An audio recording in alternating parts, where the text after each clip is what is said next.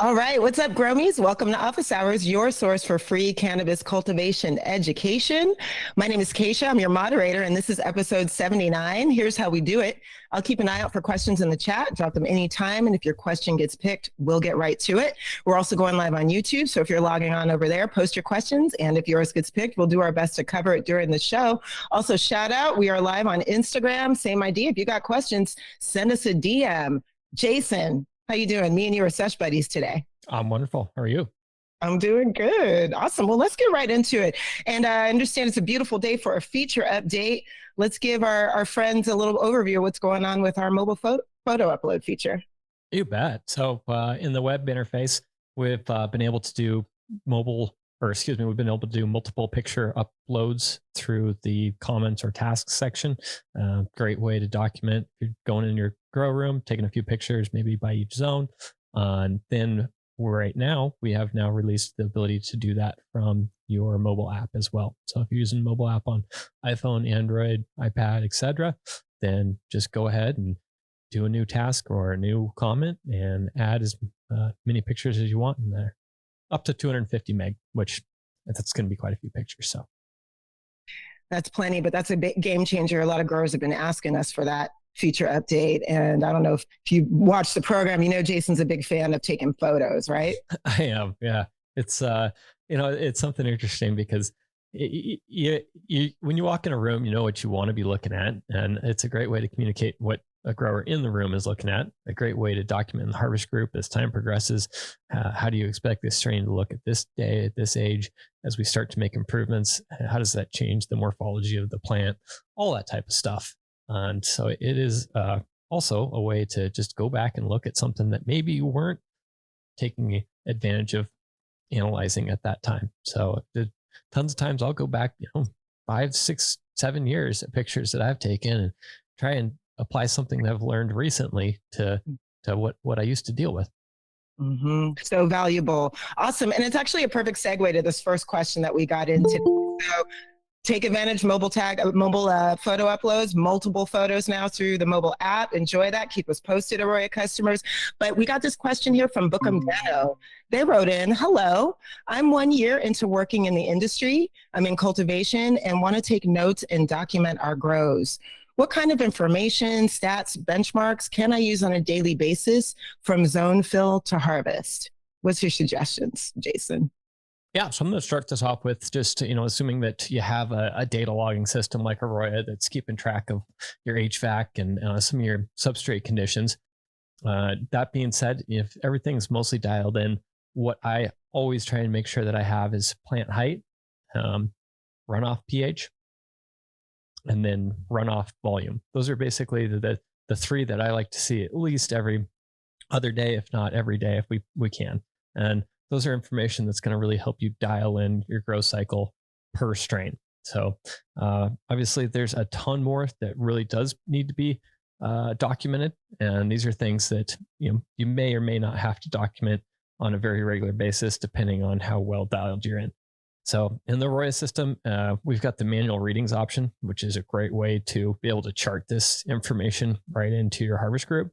And the default options that we have for manual readings right now are dry back, moisture content, spot EC, leaf temp, spot water content, spot pH, runoff EC, runoff volume, feed pH, feed volume, flower diameter, node spacing, plant height, spot temperature, water activity, stomatal conductance, CO2 levels, and what basically is going on here. And there's a few more in there. What basically we're doing there is trying to either validate some of the handheld measurements that you're taking, just document any of the work that you are in there. So if maybe you're trying to troubleshoot a HVAC issue and you've got 2 climate stations in there that are showing a little bit different value, might come down to some airflow in the room or something. Go and take a few spot measurements with a handheld unit and plot them right into AROYA. And that way you can analyze that data right on top of each other. Same thing with, like EC or runoff. If you're trying to dial in and get an understanding of how much difference you have from your feed EC to your substrate EC, getting it right from the Terrace 12 and AROYA to your runoff EC, get that plotted right on top, and you'll start to see some of the trends that you'll learn to get used to. And some of that information. Kind of once you get a facility and a situation all set up, you may not have to take them as regularly as the first three that I mentioned. Fantastic overview. Book them down. Good luck out there. We're going to keep it moving. We already got some questions here on YouTube. I'm going to, Vegito 505 looks like submitted a few. So I'm going to do one at a time here. So the first question, would you mess around with feed EC before feed pH to fix pH runoff? Would I mess around with feed EC before pH? Yes, I would.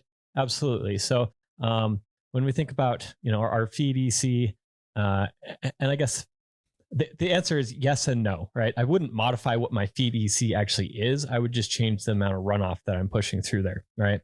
And so basically what's happening is when we have a nutrient level in the substrate, sometimes the plant's going to eat different amounts of nutrients in composition, different elements in that composition. And so we might start to be seeing a deficiency in one element. And let's say if we push more runoff, usually it's going to start to stabilize that. However, if we are just low in our feed EC, we may need to up that EC just to make sure that we can have the amounts of runoff that we need in order for the crop steering strategies that we're trying to deploy. So I guess it's a yes and a no question, because it depends on what you're running into. If we're seeing substrate ECs at like 2 or 2.5, then it's probably time just to up your feed EC, and you might be able to resolve those pH issues simply by supplying the plant with a sufficient level of ions of each type in the composition of that nutrient. Awesome. Vegito, if you have further clarification, feel free to drop it on YouTube. But they also had a couple other questions here. The next one was, am I right to say when it comes to soaking blocks to just pH to 5.5 and use RO water, then first irrigation, use nuke water? Is that nuke water? Yeah, some nutrient water. Probably not best to use nuclear water. Okay. I'm not sure plants like the radiation. Yeah, that should be fine. In certain situations, it's absolutely okay, and sometimes a better way to do it. Like if we're just trying to get our compressed cocoa to be uncompressed, so we can get our irrigation spikes in there before we do any planting, then that's absolutely fine. You just want to make sure that you have charged that substrate with nutrients before we're getting plants in there. So as far as that, that 5.5 value, I like to be in that 5.4, 5.5 value for Rockwools. For cocoa, it's just going to depend a little bit on the manufacturer and how well buffered those were coming in the supply.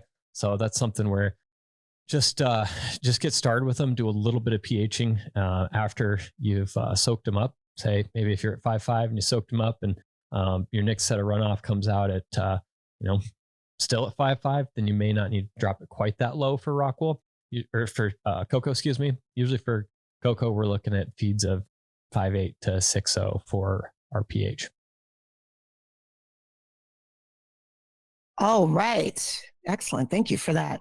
Third question here from Vegito. When feeding 3EC, is that more for higher PPFD and CO2 rooms? Like if you were not dosing CO2 or high light, would you still feed a 3EC? Great question. Yeah. So really what's going to come down to is we're always trying to have our variables balanced, right? And so when we think about how much CO2 is in the environment, obviously photosynthesis is CO2 plus water catalyzed by light is going to be how much food we can build for that plant. And so when we think about, all right, if I have lower CO2 levels, there is a chance that you can get away with lower ECs. That being said, and lower PPFDs. That being said, in most situations, you might as well be supplying them with enough that they're not going to run into some deficiencies, and then just reduce the amount of runoff that you're getting out of there. And basically, the whole point of that is that with certain nutrient compositions, we may or may not be matching exactly what the plant is eating. And so I would definitely have some substrate sensors in there and start getting some of your runoff ECs. Take a look at what those values are. And And if you had a substrate sensor in there, you can start to understand, all right, well, even at 3 EC and our other levels, ppfd and CO2 lower than optimal, are we running out of nutrients? I mean, is that plant uptaking more than we're supplying at that 3 EC? And a lot of it's going to depend on light levels and strain type. Strain dependent. All right. Vegito, I think we covered it. So yeah, let us know if there's anything else you want us to talk about here. We are getting some questions in on Instagram. Let me run this one by you. I'm reading this how it came in. All right. When talking dry back, am I supposed to ass up my day dry back and my night dry back for my generative and vegetative steering? I think I understand the question. Yeah. So, what I call for a dry back percentage is going to be basically, your highest water content during the day. So where are we at after our P1 irrigations? Most of the time it's at field capacity. That's usually what we're trying to achieve on a daily basis when we are in the right size substrate and we have healthy plants. So yeah, it'll be the amount of water content loss in the day plus the amount of water content loss overnight. And that's going to be the dry back percentage. Boom. Thank you for that. Thanks, Instagram. Keep them coming, y'all. All right. We've got some more live questions coming in on YouTube. Taylor dropped a couple for us. Let's start with this first one. Can you achieve high enough substrate ECs to gen steer with a 2.5 input? Or do I really need to get up to 3 to 3.5? There's a lot of variables that are coming into play here. Obviously, we just talked about two of the most important ones related to EC levels, CO2 and light. So it's hard to say without tracking it. That being said, you put some substrate sensors in there with some time series data, and it'd be pretty easy to see if your nutrients are going to be able to stack or not. A little bit going to be dependent on size of media versus the size of plant. And in most of the situations that I see, for most nutrient types, 2.5's usually just not enough to get there. And we see that plant starting to eat more nutrients than we're actually supplying to it. So that our EC is not stacking because there's no concentration of nutrients happening when we get some runoff, transpiration, or evaporation. Cool. All right. Taylor dropped a second question here. What defines a gen steer? Am I gen steering if I achieve 30 to 35% dry back, even if my EC isn't spiking in my substrate? Or is the high C what defines my gen steer? Thanks. Yeah, actually, I love this question because it seems like a lot of times people are referring to, stressors being generative steering and all of that stuff. And what it really comes down to is when we're talking about how to make those hormone balances change in the plant, mostly in hydroponic situations, we are going to be using the osmotic differential between the substrate and the plant itself. So if we think about, here's the cells in the plants, they have Tugger pressure. That's one of the reasons that they're pulling up water and nutrients is because of the osmotic differential. And so really what's happening is when we're in a hydroponic situation like cocoa, Rockwool, or any of the soilless medias that are used in most popular cannabis cultivation, indoor specifically and especially, the matrix potential matrix potential is the amount of vacuum that the roots have to apply to the substrate, right? And so if we take Rockwool, for example, that matrix potential is very linear.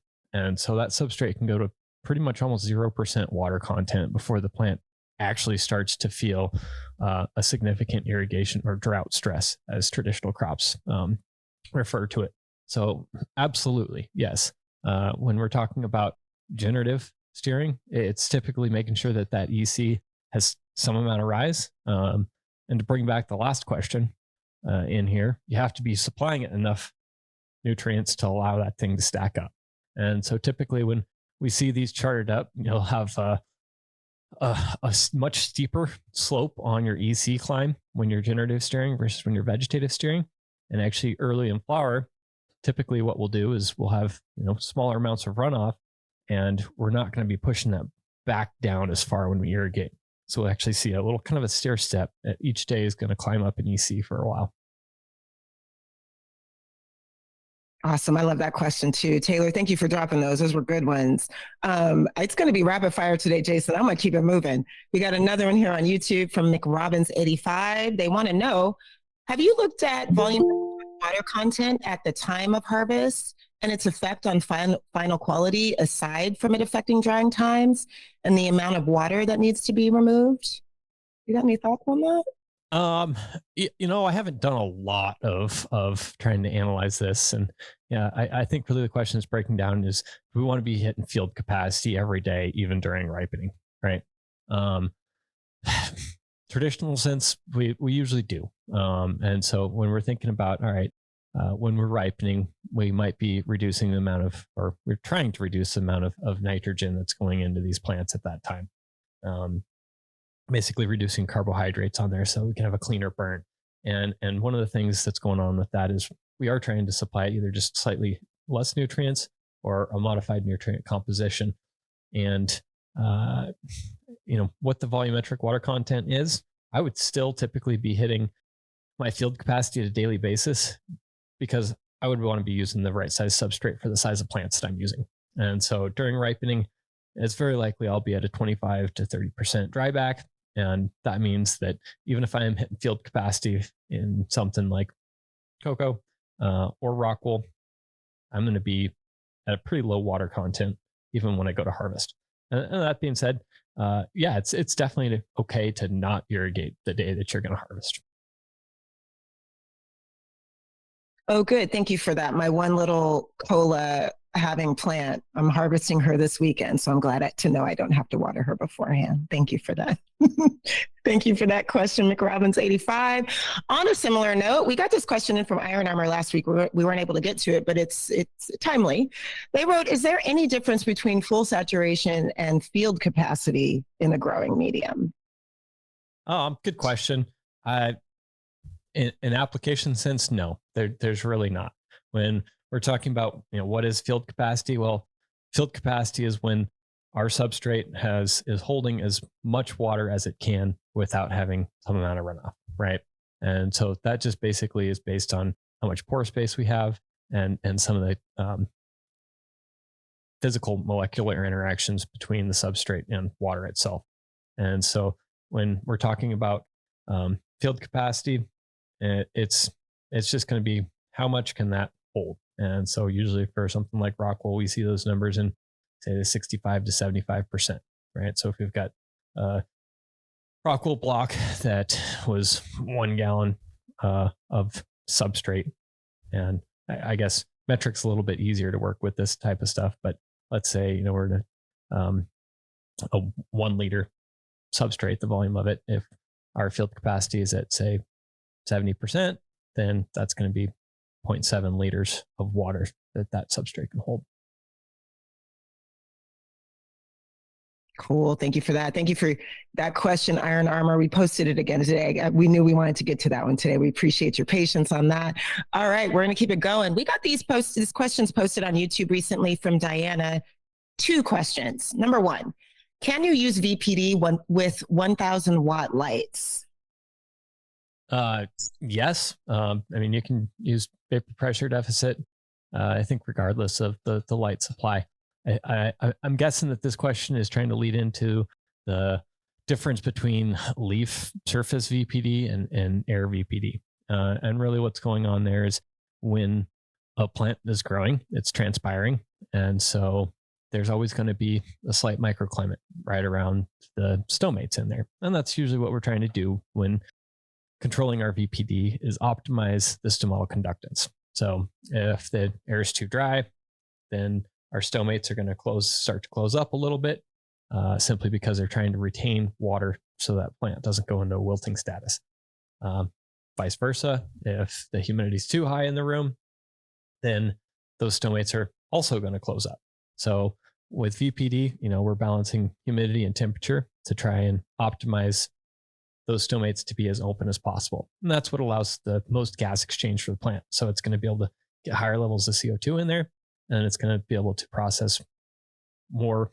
It's going to photosynthesize faster the more that those stomates are open. And so obviously when they are transpiring, we have that microclimate around the leaf. And when we're looking at things like, 1,000 watt HPS, they have a little bit higher far red spectrum, right, than something like LED or CMH type bulbs.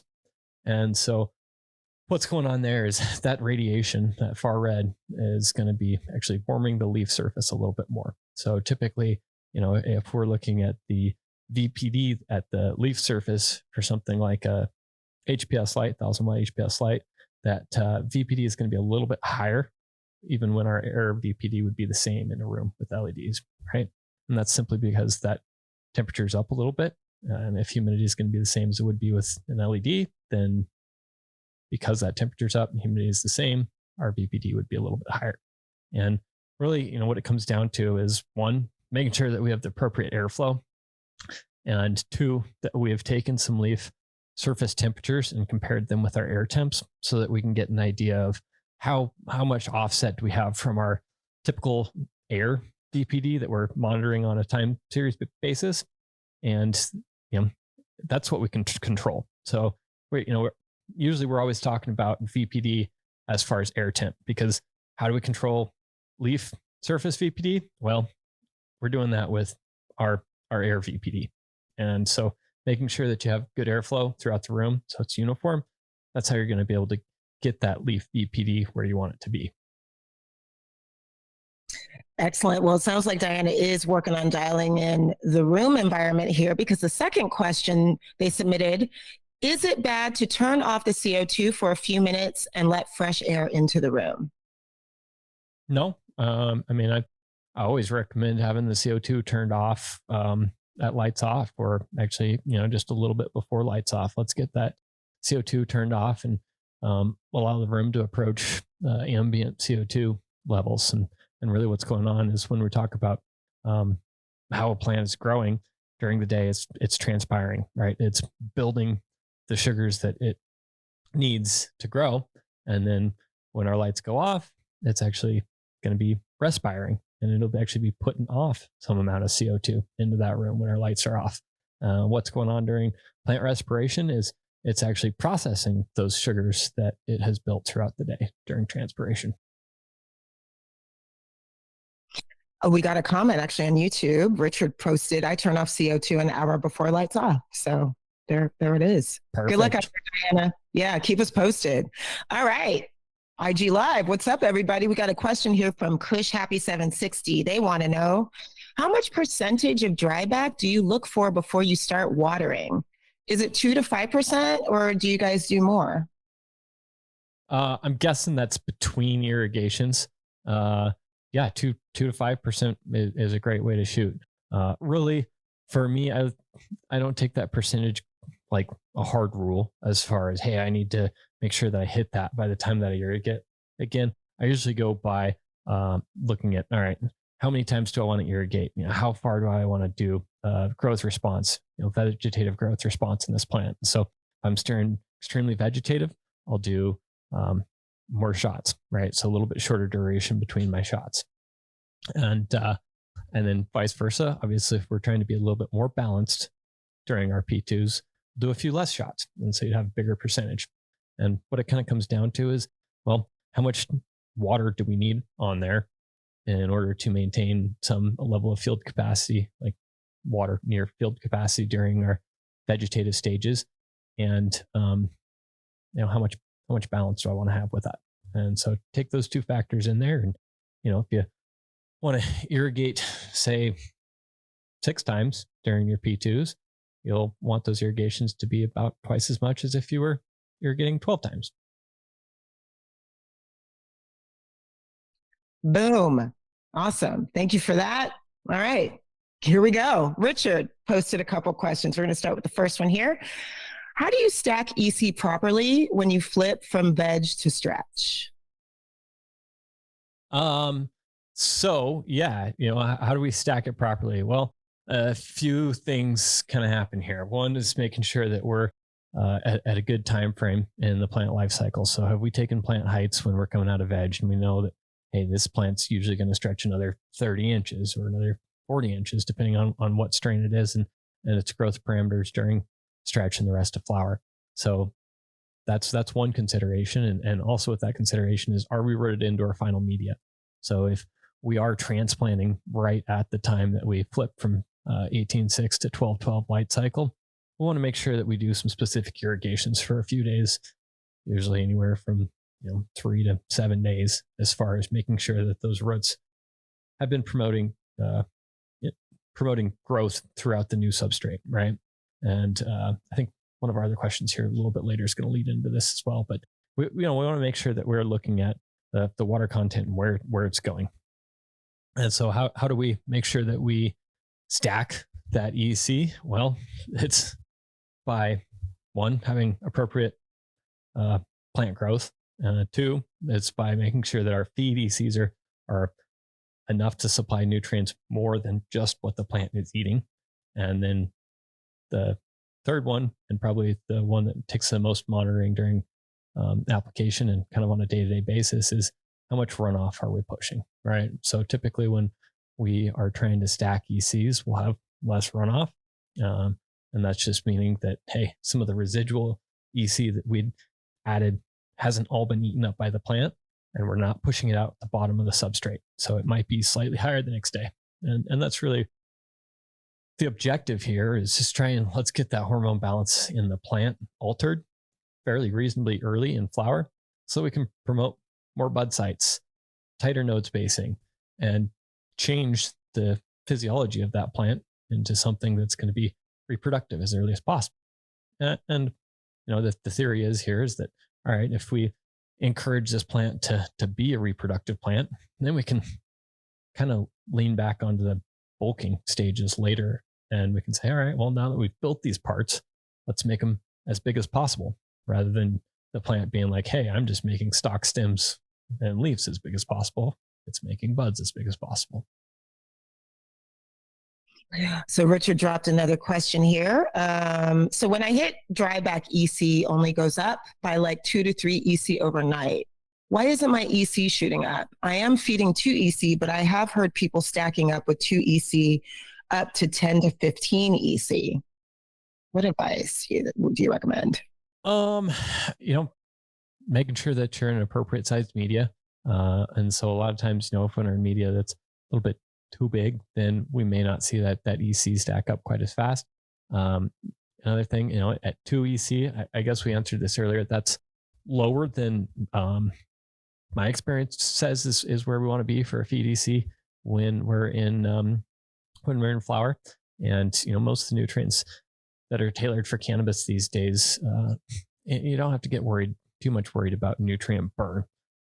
Especially if you're way down there at 2 EC. So up your EC a little bit, make sure your pH is checked. And really what it has to do with is also plant size and strain type, right? Some strains are just way hungrier than others.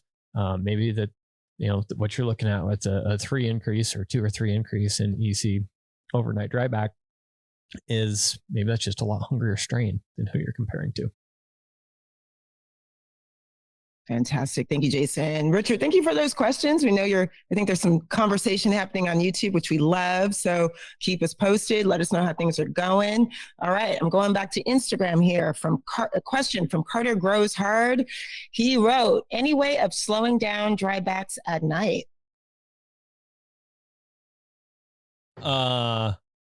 Let's see, slowing down drybacks at night.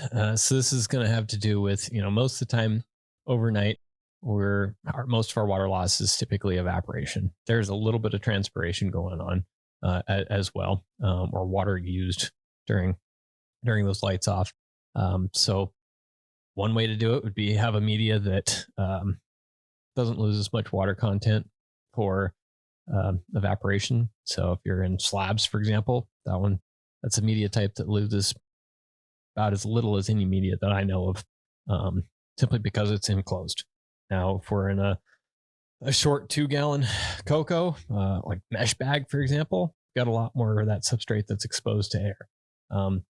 I guess the question that I'd like to know is, other than just decreasing our water usage, what's the goal of reducing that dryback overnight? All right, Carter. Yeah. Send us a follow-up. Let us know what's going on over there. In the meantime, we're moving on to another question here from McRobbins85. They wrote, for ripening, what are some nitrogen-free sources of calcium other than calcium chloride, and pros and cons of each? What would be your top recommendations? Other sources of, do you say nitrogen? Nitrogen-free. Oh, wait. Nitrogen-free sources of calcium other than calcium chloride. Calcium chloride is usually the one that I turn to. I'm sure there is quite a few other ones. I'm just not super familiar with which ones would be the best to use or why. Cool. Okay. All right. Moving on here. We got a question from a guy named Jason. I don't know if you guys know each other. Just really a statement. They're looking for the max ppm of nitrogen in bulking. Any considerations for Jason? Jason? Parts per million for nitrogen during bulking. Usually I'm just looking at a fairly well balanced nutrient line. So if you are mixing up your own nutrients, then I would definitely make sure that you're consulting a well qualified nutrient person. Most of the time when I make recommendations on here, it's going with a proven line that has EC levels that we're trying to shoot for. So it might be something where just run a couple of different tests, and this is also going to be strain specific, because when we're talking about the elemental balance in a nutrient mix, different strains are going to pull it differently. All right. Thank you for that. Good luck out there, Jason. Okay. We got another question in from Instagram. Somebody's looking for some advice about defoliation day 21. Heavy or not? What do you recommend?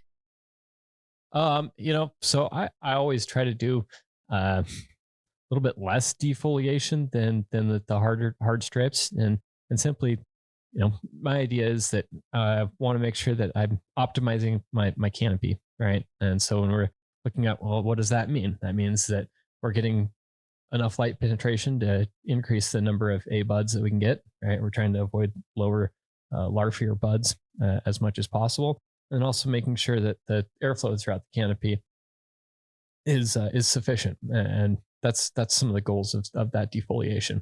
Anytime that we are stripping the plant, if we do a little bit too much, it's going to signify kind of a regenerative response in that plant, and that's definitely not what we want, right? That's going to be it's confusing, because when I say regenerative, you think, oh, cool, it's generative.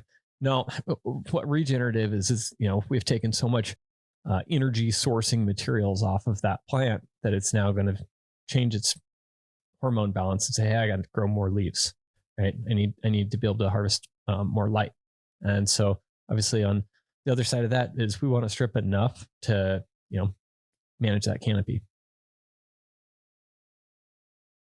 Thank you, Jason. We are on Impava right now. Instagram Live, YouTube. Questions are coming in fast and furious. We love it. Thanks, y'all. Love the conversations that are happening over there, too. We're going to do our best to get as many of these as we can. Let's get to the next one here from Thomas. They wrote, how do you achieve a tighter node stack with stretchy strains?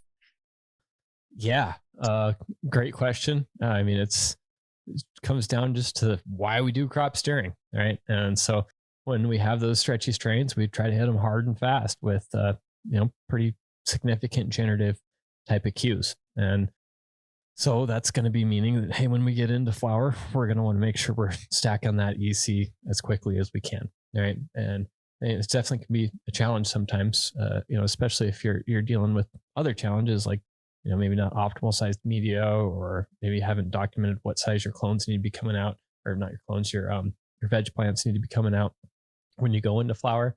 And so making sure that EC, you get it stacked up as quick as possible is going to be the best way to reduce the stretchiness in those. Typically they're more sativa type plants or some of the old landrace stuff. So, the other side of that as well is making sure that we don't go back into our vegetative, our bulking type of cues too early. I've many a times worked with people, and it's like, they'll be growing a new strain, and like, here's the general framework for how long we want to be generative, and every once in a while for a specific strain, and go back to bulking vegetative, and we see that thing blow up like inch and a half a day of growth, and then we know we want to run that generative a little bit longer. And so typically, the strains of those types are we're going to push that generative steering per a number of days longer than we would balanced strains. Wonderful. Thank you for that. All right, we've got some follow-up happening here. So Jason wrote earlier looking for the max ppm of nitrogen in bulking.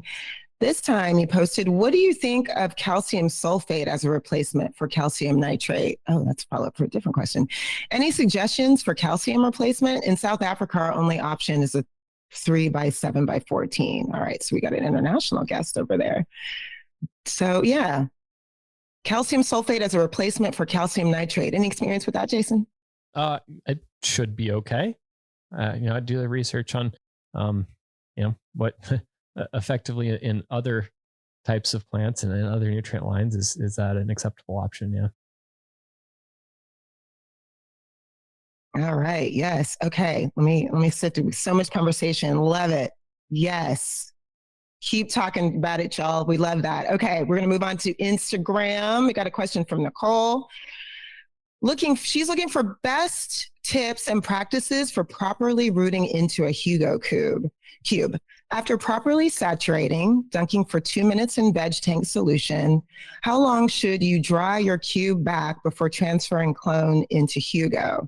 Using LED lights, each room has 90 to 100 lights, environment on point for the most part, vegging for 2 weeks, then sending down to flower in just a Hugo all the way.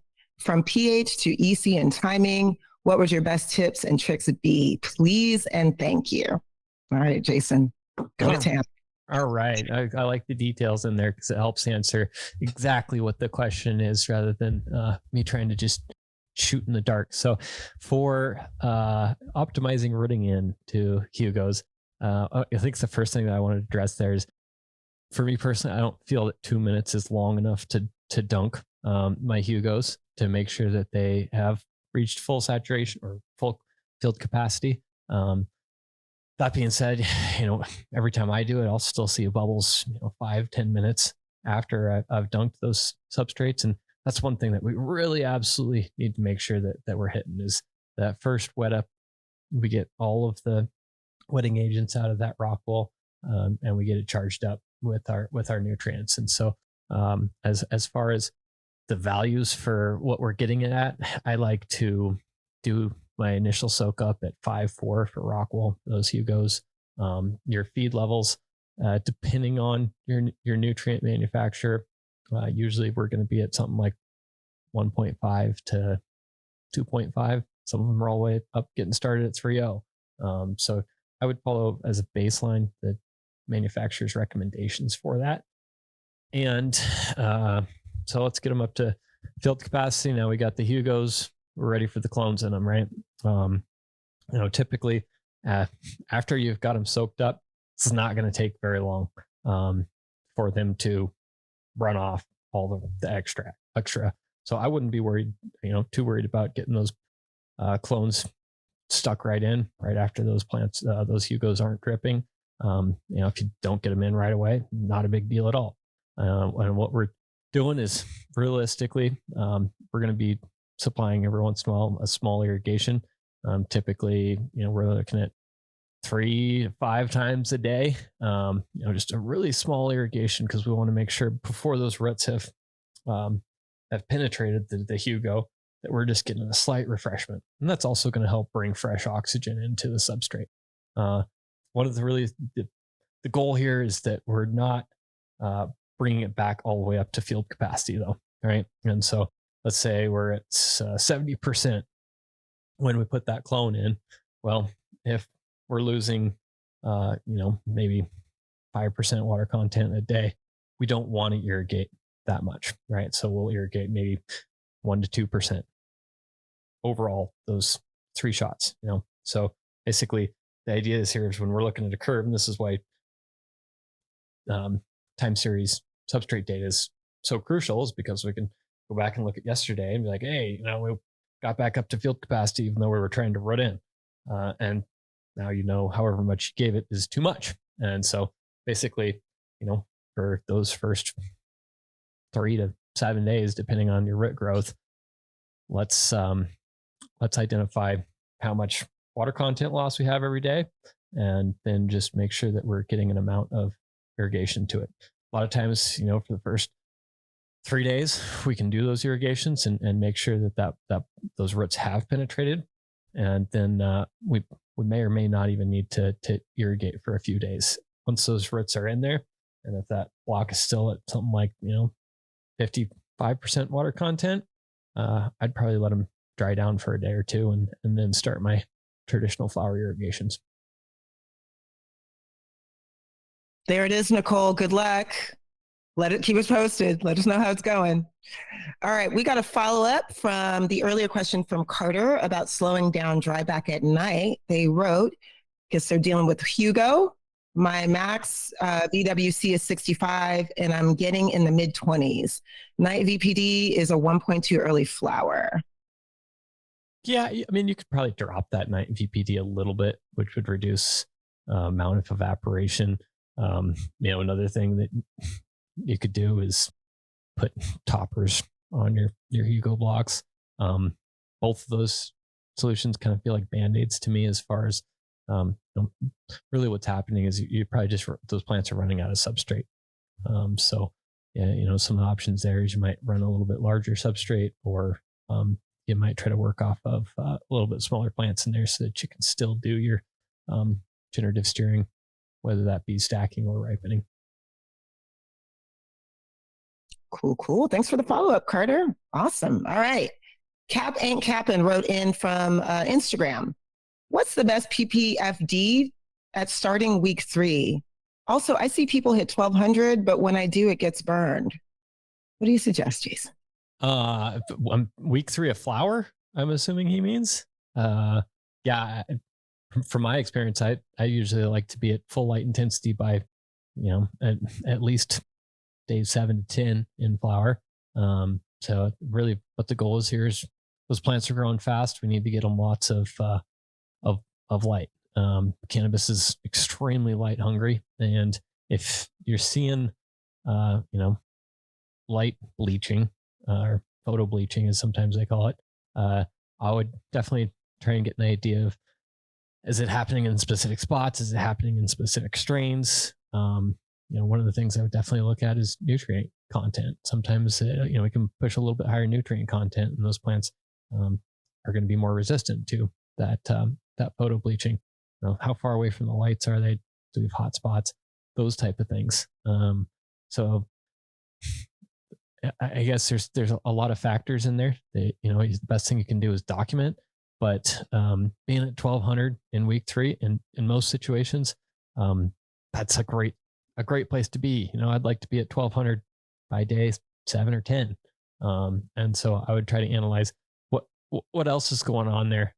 It's probably not just the light intensity. Sweet. All right. Also from Instagram, we got this question. Hi, could you please talk about active, passive intakes and exhausts to being in fresh air in a small grow setup? Active to passive to exhaust. I don't know if is that something we can give an overview on today? I mean, I think I could, hopefully I'm not way off in this question, but active intake would be a fan blowing into your grow tent or your closet. Passive would be leaving your closet door open or the tent door open. And then exhaust would be, a fan blowing out of the that small grow space. I mean, it makes sense to me. I'm pretty sure I missed like what they were actually trying to ask there, but my apologies. Give us more details on how we can help that out. Yeah, drop us a few more details, especially about what you're dealing with specifically. It helps us a lot. Awesome. Okay, in the meantime, we'll move on to this question from Instagram. Somebody posted, if a strain is sensible to stress and tends to herm, is it good to not go hard with generative during stretch? You could definitely, try a more balanced solution. Um, that being said, um, that plant might be responding to stress itself from another, either environmental factor or irrigation factor. And so, sure, the first step that I would take, if I do believe it's related to the Q strategies, is relieve some of that generative push that you're putting on it, and see if it doesn't respond a little better. Cool, cool. All right. Veggie dropped another question here on YouTube. When watching EC on charts, what do you look for? First shot EC 3.5, second shot EC 3.4. Does that tell me it's eating or just runoff? Does my question make sense? Um, yeah, I think so. So, really what I'm looking for is, t so traditionally, as long as we're feeding enough with our feed EC, as we start to irrigate, that EC is going to start dropping towards our feed EC. And I guess regardless of what that feed EC level is when we're irrigating, the EC is going to get closer to our feed EC, right? It's going to try and refresh it at that feed EC.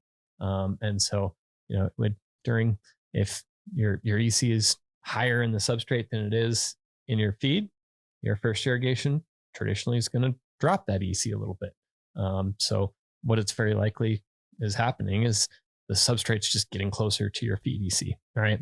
And so I guess that kind of rolls into is like, all right, what are the goals of stacking, right? And one of the goals is stacking when we're trying to do it fairly quickly is let's not bring it all the way down to our feed EC. Let's keep it up a little bit higher than yesterday. How do we do that? Reducing runoff, making sure that we're feeding with enough nutrition, and then having optimal environmental conditions. So that sounds pretty typical. Usually within a short period of time, right after our field capacity has been reached, that EC is going to have stabilized at its lowest amount for that day. There you have it, Veggie Toast. Sounds like you got a lot going on. So looking forward to hearing about your progress in the coming weeks. I'm going to move on to some previously submitted questions. I love that we have so many questions. The best. King Greenbee submitted this a while ago. So here we go.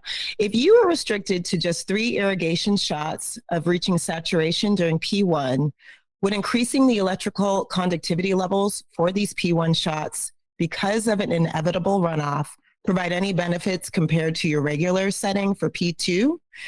If so, by how much should the EC be raised? Example, increase the EC to 4.5 specifically for the P1 shots while keeping P2 at the usual 3.0 level. Does that make sense, Jason? I think so. A lot going on there. So, I mean, it sounds like facility constraints as far as what's going on there. Obviously, runoff shouldn't always be inevitable because we can control the durations of those irrigations, which in turn is the amount of volume that's going in there. So one of the things that I would first do is just try and maybe upgrade some of the facility capabilities that I have. So whether I'm sharing batch tanks and I have to do offsets for lots of rooms, and that's why I'm reduced on the number of irrigations I can do, or if it's because maybe my irrigation controller is not as flexible as typical ones on the market at this point, then I would probably just try and make it so I can follow a little bit more detailed strategy. That sounds like great advice. Excellent. Okay, thank you. Moving back to Instagram, it's on and popping over there. We got this question. Looking for some advice. How about right out of a clone dome into a 4-inch Hugo block and veg for 4 to 7 days? Then stack the 4-inch block on a 6x6 Hugo to flower it to be able to grow a little bigger plant. I guess they're kind of wanting to get your thoughts on this strategy. Definitely wouldn't be something I would recommend. When we think about Hugo 6x6s, if we're in a 2-tier or 3-tier grow room where we don't have a lot of vertical space, we can support a little bit smaller plant, maybe a 3-foot, maybe a 4-foot plant. then a Hugo's a good way to, 6x6x6. Hugo's it's a reasonably decent option, right? But by doing that 4-inch block in between, you're not going to be making any headway. Clones can go rooted into 6x6s fairly easily. So if it was me, I would just go right from the clone to the 6x6. You can still optimize your rooting in parameters there during veg. We got less labor, we've got less supplies, and really what we think about is when we're adding vertical substrate volume, we're not giving that plant actually much benefit. So if we think about having a 4x4 on top of a 6x6, our water table's still down towards the bottom half of that 6x6, and what's happening is that plant gets older. Most of what's in that 4x4 on top is just going to be root crown anyways at that point. And so I guess for me, I would rather just go from clone cube or clone plug right into a 6x6. Or if I was growing a lot bigger plants, and I don't get me wrong, I love the 4x4s for vegging simply because it's a great way to make sure we're optimizing the plant's growth. We can get more of them stacked into a veg room, but I would end up on a slab, especially, if we're growing bigger plants.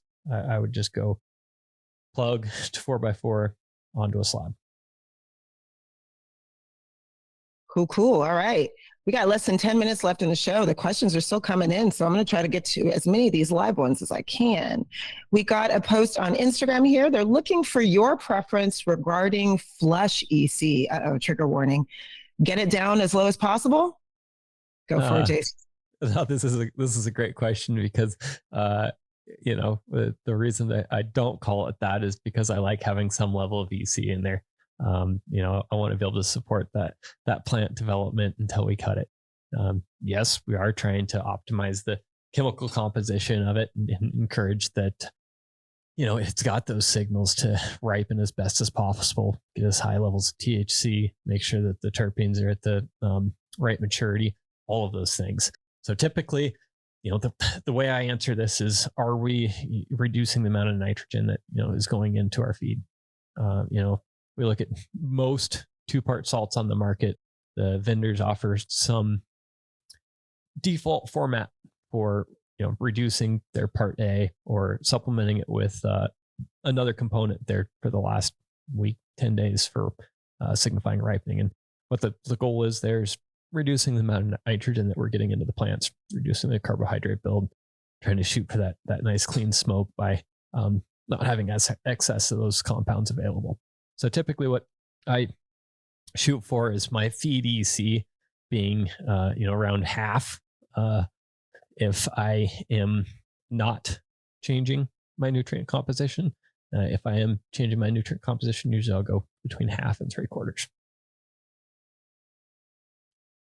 Great advice. Thank you, Jason. All right. We got a follow-up here from the question about, where'd it go? A clone dome into a 4-inch Hugo block and veg for 4 to 7 days. They posted here, how about the 6x6 onto a slab? Get your thoughts on that. Still not the ideal solution, simply because we might as well be just doing a 4x4. In that case, we're going to save some costs on materials. We're going to have more space in our veg room because of those block sizes. I'm really, the thing there is for 2-tier, 3-tier, or any really short grow spaces available when we're growing smaller plants, say no more than 4 feet, then Hugo's a good solution. Clone to Hugo. Now if we're growing bigger plants, 5-foot, 6 foots, because our facility allows it, we're trying to optimize some of our labor, grow the biggest plants we can so we can get the most yield off of them every round, then you might as well be in a 4x4.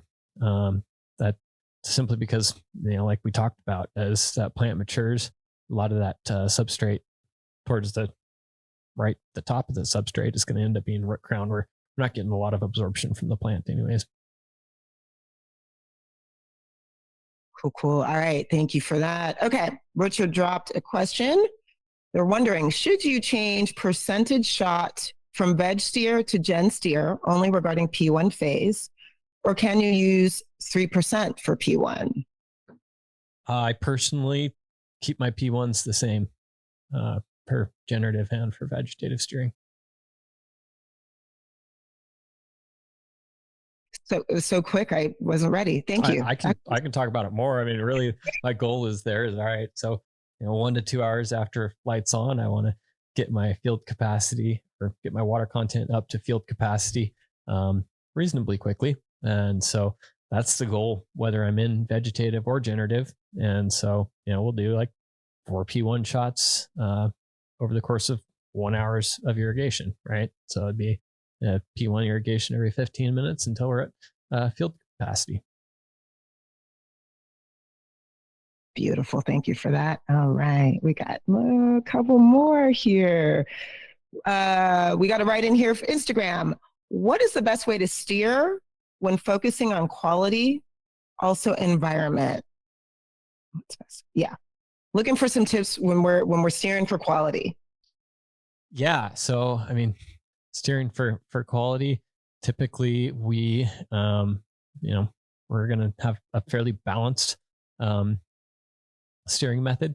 One of the things there is making sure that we're not going overboard on any of our inputs. There's some older theories that, hey, if our light levels are too high, that we might lose out on quality. Some of that's true. It's really just coming down to make sure that our environmentals are optimized for plant growth. So, early stage VPDs at that around 1.0, mid flower at about 1.2. If we're not worried about any molds or mildews with that plant, we can keep that VPD at about 1.2 until harvest. If we do have molds, mildews concerns, then we'll maybe push 1.2 to 1.4 during that range. And sometimes you're restricted by your HVAC constraints. All right, if we don't have good control over humidity, it might be more difficult to push our nighttime temps down to encourage anthocyanin production and some of those more complex terpene profiles. So I guess really the strategy here is understand how does that cultivar react to what you are doing to steer it, right? And for some of our when we talk about quality, a lot of times we're talking about density, color, levels of THC, levels of terpenes, and so it's going to be coming down to how hard are we pushing it with our generative cues when we are pushing it with our generative cues. I always talk about like Blue Dream, right? I'm still going to push it pretty hard with generative, simply because that thing's trying to be stretchy. It has a tendency that my lower buds are going to be larger unless I get that node spacing right, making sure that I am doing my canopy maintenance and that my light levels are sufficient for encouraging density in the lower buds, that type of thing. That's great overview. Thank you for that. We love that question. All right. We've gotten so many questions coming in. I'm going to just drop this one. This is in our question bank. I think we've had this a couple of weeks. Seems like a good one to close on. So Holy Nose wrote in, during final weeks of bloom, how would you implement a combination of veg and gen steering? Yeah. So, when we're thinking about ripening, typically it is kind of our more generative cues. But that being said, if we are dropping our nutrient levels, that would be more of a vegetative cue. And so that's kind of the real balance there is we're watching our VPDs being a little bit higher. That's typically a generative cue. We're usually only doing P1 irrigations. That's a generative cue. That being said, our temperatures are going to be highest nighttime, daytime temp difference. That's going to be a generative cue. But as we're dropping that nutrient content, that's more of a vegetative cue. So that would be how things are offsetting each other, if you will. Obviously, if you're trying to balance them more, you could throw a P2 shot in there, or you could reduce your nighttime, daytime differences. But the goal here is that we are trying to signal that plant to finish its life. That being said, if we see lots of white hairs still popping towards the end of ripening, it might be a strain that just needs a little bit longer, or we need to modify how long we're ripening, or the parameters that we're using to signal that ripening. Amazing. We covered a lot today, Jason. Thank you all so much for submitting all your questions. Instagram Live showed up. YouTube showed up. It's good to see everybody. If we did not get to your question today, try again next week or, join us live. That's the best way to do it. Jason dropped some serious knowledge today. Thank you for that. All right. And to our producer, Chris, thank you for holding it down. It's been a great session. Thanks, everybody, for joining us for this week's AROYA Office Hours. We do this every Thursday, and the best way to get answers from the experts is to join us live. To learn more about AROYA, book a demo at AROYA.io. One of our experts will walk you through all the ways the platform can improve your cultivation production process. If you have a topic you'd like us to cover on Office Hours, post questions anytime in the AROYA app. Drop your questions in the chat or on our YouTube. Send us an email to sales@AROYA.io. DM us. We're on all the socials, Instagram, TikTok, YouTube, LinkedIn, and Social Club. We want to hear from you. And we'll send everybody in attendance a link to today's video and post it on the AROYA YouTube channel. Be sure to like, subscribe, and share while you're there. We'll see you at the next session. Thanks, everybody. Bye.